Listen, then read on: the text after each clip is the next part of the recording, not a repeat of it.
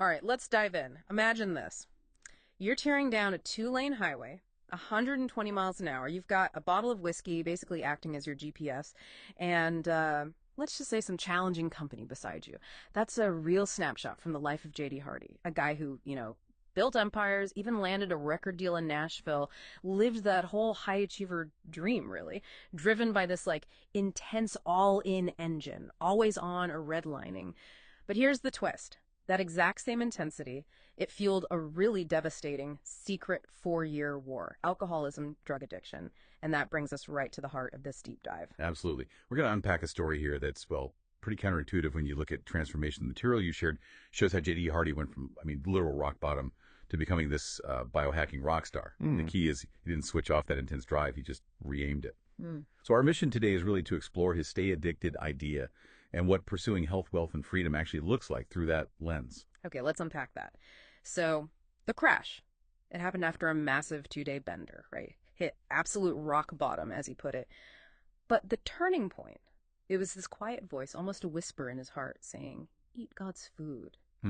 Now, for someone wired like JD, so intense, how does something so seemingly simple become the catalyst? Well, that's what's so fascinating, isn't it? For a guy with that kind of all or nothing engine, just getting sober, probably wasn't going to cut it. That energy, that intensity, it was still there, kind of idling, looking for a new target. And this raises a really important question, I think. What if the problem isn't the intensity? What if it's not the addiction itself, but what it's aimed at?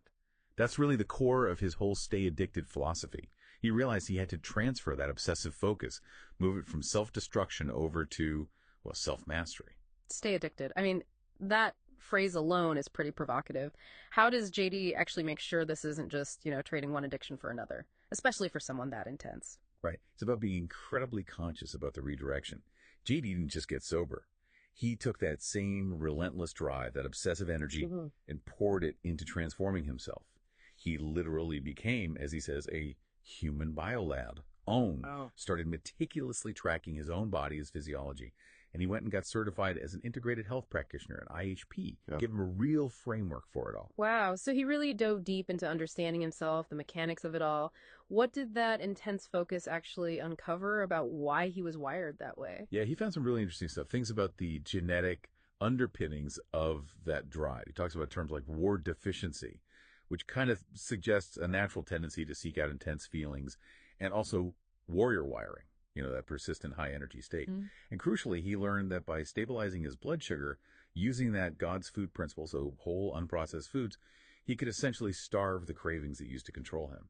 So it wasn't about killing the drive, not at all. It was about fueling it differently, aiming it with maybe a divine purpose, as he might put it. Okay, so this radical re-aiming of his own intensity, what did that lead to beyond just his personal transformation? Did he scale this, try to help others? Exactly. That's where it led. He built this whole ecosystem. It's called American Wealthness, Inc. And it's founded on these 3 core pillars he now helps other people achieve: health, wealth, and freedom. And his definition of health is key. It's not just, not being sick. It's optimized vitality, almost superhuman, driven by that bio-tracking he pioneered on himself. And that foundation, that health, allows for true wealth, which he sees as abundance flowing from purpose without the fear and burnout. And then freedom. That's the ultimate goal, isn't it? Freedom from cravings, those old fear patterns, the freedom to actually live out your calling. And I gather his book, Stay Addicted, The Art of Addiction Transfer, lays all this out. Kind of a blueprint, mixing his story with the science and faith. And he's got practical tools, too, like that 90-day ignition kit with things like continuous glucose monitors so people can track their own biology, just like he did. Precisely. The book tells the story and the strategy, and the kit gives you the tools to apply it directly. Master your own biology in real time. J.D. Hardy's story, it's really powerful evidence, isn't it? That maybe your most intense traits, even the ones that feel addictive, maybe they're not a curse. Maybe they're actually a gift, just waiting to be aimed correctly. He went from being fueled by whiskey to being, well, a rock star of well-being, fueled by purpose instead. Yeah, he didn't just get sober and find some quiet peace. He basically declared war on mediocrity. He built a whole kingdom, really, around achieving health, wealth, and freedom, and helping others find it, too. It really makes you think. It leaves us with a pretty profound question for you, the listener. How could you maybe re-aim your own powerful engine?